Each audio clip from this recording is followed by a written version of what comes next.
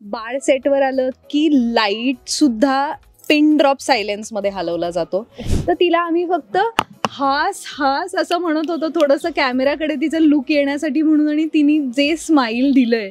आणि विदिशा आमच्या दोघींमुळेच ती बिघडू शकते असं मला वाटतं.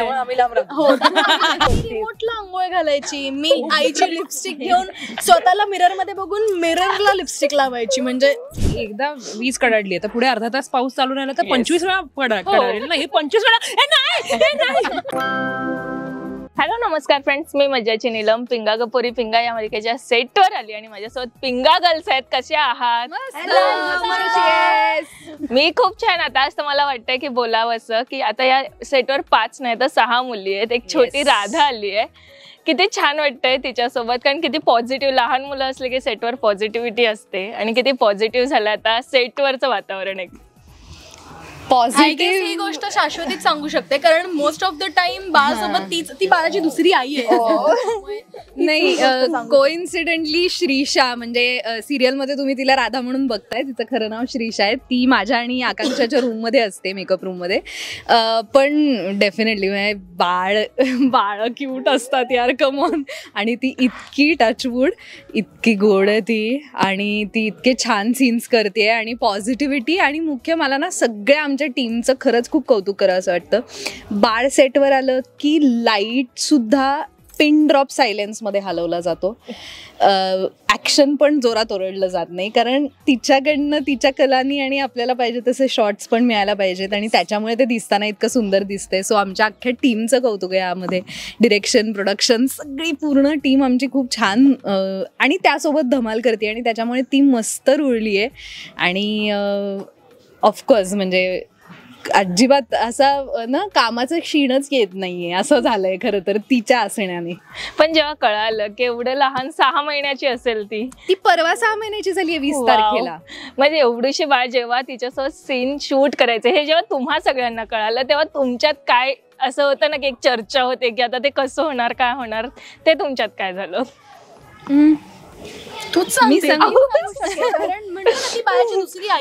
कारण आम्हाला टेन्शन आलं होतं. म्हणजे असं वाईट आहे नाही, पण असं कसं सांगू की असं होणार, हा कसं सांभाळायचं उचलताना, कारण 6 महिन्यापेक्षा लहान बाळाची खूप काळजी घ्यावी लागते. तर मग त्याला उचलायचं, मान धरते नाही धरते, किंवा कधी कधी धूळ आणि काही असू शकतं सेटवर, तर ते चुकून त्याला त्याचा त्रास नको व्हायला. मग आपण प्रत्येक वेळेस हात धुवून त्याला हात लावायला पाहिजे.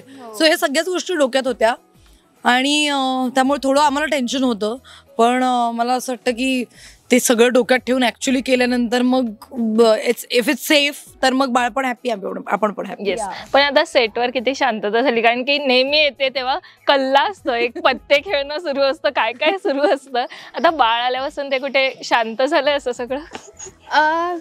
थोडंसं आहे म्हटल्याप्रमाणे की आम्ही तिचे सीन्स असतात पर्टिक्युलरली तेव्हा खूप शांततेतच होतं काम, जेणेकरून तिला, कारण ना म्हणजे आपल्या आता शूटिंगचे सेट्स कसे असतात, सगळ्यांना खूप लाऊड असण्याची आणि लाऊड आवाजात काम करायची सवय असते. पण तिला त्रास होऊ नये याची काळजी सगळीच घेतात, त्याच्यामुळे एक वेगळी मजा, पण त्याच्यातही मजा येते. म्हणजे असं. पण पहिला सीन कोणी केला तिच्यासोबतचा? सगळ्यांनीच केला. I don't remember. हो सगळ्यांनी मिळूनच केला पहिला. प्रोमो होता. पण आता ती रुळली आहे तुमच्यात. तिने ऍक्च्युली सांगू, ती ऍक्टरच होणार आहे मोठेपणे असं मला वाटतं. कारण तिला रड म्हणलं ना, तो प्रोमोचा शॉट कसला दिला आठवतंय का? जो पहिला तिचा प्रोमो होता ना, ज्यात ती शेवटी हिच्या कडेवर घेते आणि ती हसते, तर तिला आम्ही फक्त हास हास असं म्हणत होतो थोडंसं कॅमेराकडे तिचं लुक येण्यासाठी म्हणून, आणि तिने जे स्माइल दिलंय. आणि तेव्हापासून तिने, म्हणजे त्या प्रोमोमध्ये पण असंच एक्सपेक्टेड होतं की आधी आम्ही जरा टेन्स्ड असतो वल्लरी सोडून बाकी सगळ्या जणी, आणि ती हसते आणि मग आम्ही पण हसतो. तर खऱ्या अर्थाने तो पहिला शॉट होता आणि आमचंही तसंच झालं. ती इतकी गोड हसली की आम्ही म्हणजे एक आपोआप ट्युनिंग होऊन जातं ना.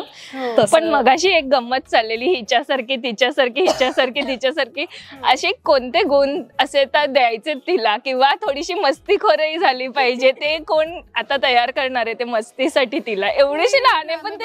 हो, पण आमच्या सेटवर आय गेस ही गोष्ट फक्त मी आणि विदिशा आमच्या दोघींमुळेच ती बिघडू शकते असं मला वाटतं.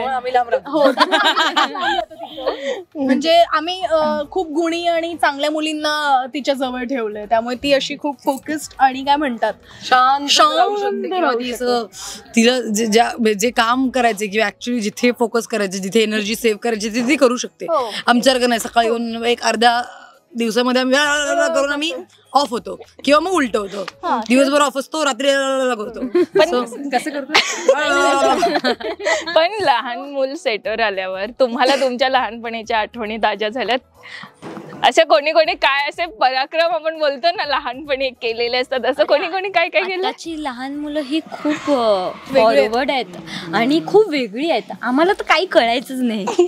म्हणजे आता मी ही जनरेशन जी आता बघते, जी नवीन येते, तर त्यांना बरंच ही शॉर्ट झाल्यानंतर, ही शॉर्ट मध्ये रडत असते, शॉर्ट झाल्यानंतर शांत होते अचानक वयानं. म्हणजे ऍक्शन म्हटलं की ते शांत होते, काहीतरी होतं आय थिंक. सो आम्हाला तेव्हा काहीच कळायचं नाही. आम्ही आपले खेळायचो, मैदानात काहीतरी खेळायचो किंवा कंपॅरिझन करायला खूपच लहान आहे. पण असे आई वडील सांगतात ना की तू लहान होताना अशी होती. रिमोटला आंघोळ घालायची मी, आईची लिपस्टिक घेऊन स्वतःला मिरर मध्ये बघून मिररला लिपस्टिक लावायची, म्हणजे स्वतःला लिपस्टिक लावते असं समजून. सो मी या गोष्टी खूप केल्यात. आणि मी विजेला खूप घाबरायची लहानपणी. लहानपणी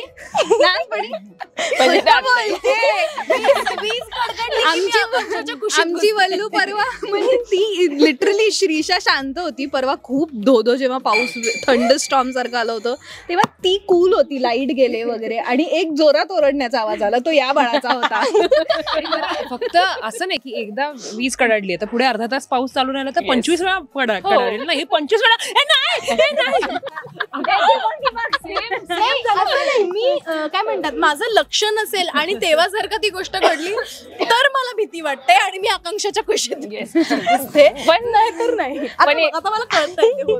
पण या सगळ्या मजा मस्ती इथे घडतात. पण तुम्ही एक मेसेज देताय या सगळ्याकडून.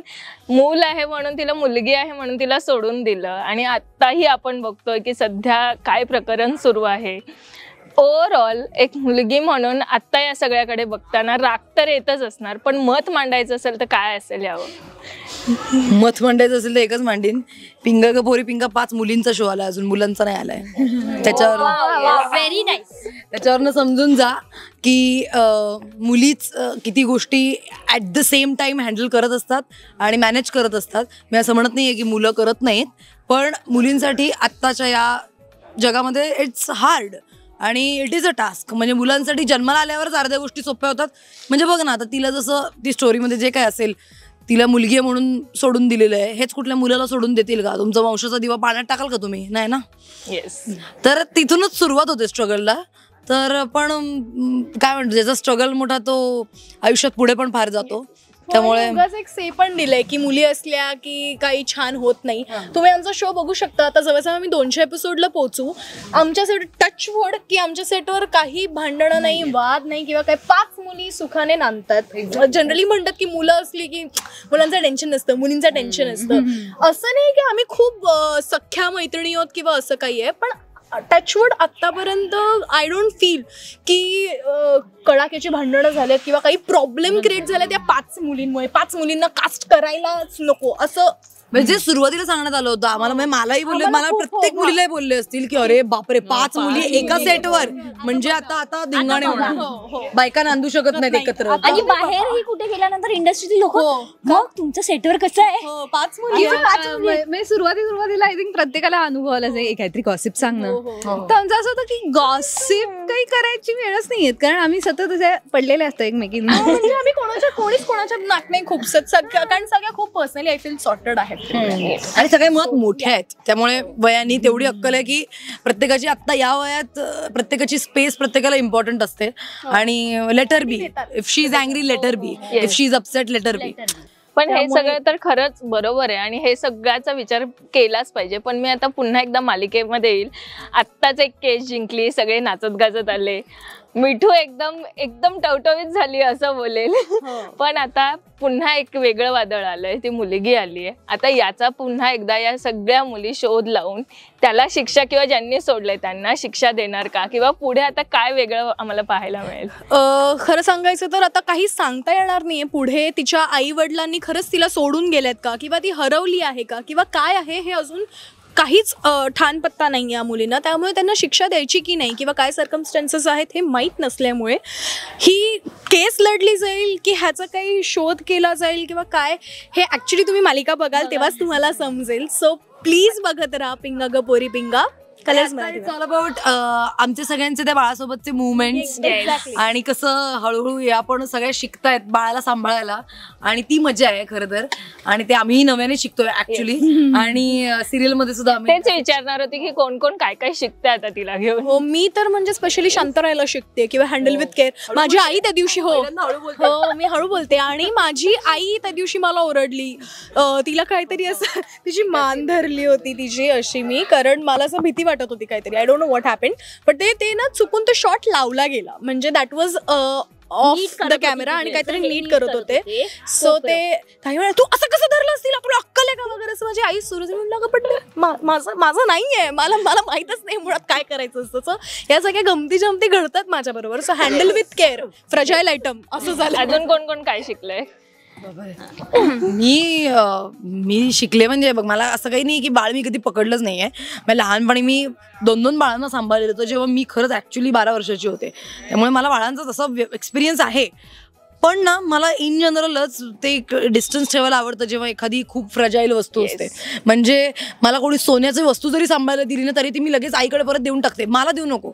सो मला बेसिकली त्या जबाबदारीची भीती वाटते की आपल्या हातात असताना किंवा आपल्याकडे असताना त्या गोष्टीला जर काही चुकून झालं तर आपल्यावर यायला, कारण आपण ते मनापासून तर कळत नाही आपण. सो मी एवढं शिकली आहे त्याला की मी असं लांबनंच कसं खेळवायचं, लांबनं कसं हसवायचं किंवा लांबनं त्याला खुश कसं ठेवायचं हे मी शिकले. तू काय शिकलीस? गप्प राहणं शिकलीस का? गप्प राहणं शिकले, कारण तेच बोलतं. नाही पण हेच की माझंही सेम मत आहे की मी फार हात लावायला जात नाही, पण मी आणि ती एकाच बेडवर झोपतो आणि मला सारखं झोपावंच लागतं. त्याच्यामुळे आम्ही दोघीच असतो. मेरी जगह उसने ले ली है. मी सांगते काय शिकली काय? ही असं झोपायला शिकली तिच्यामुळे.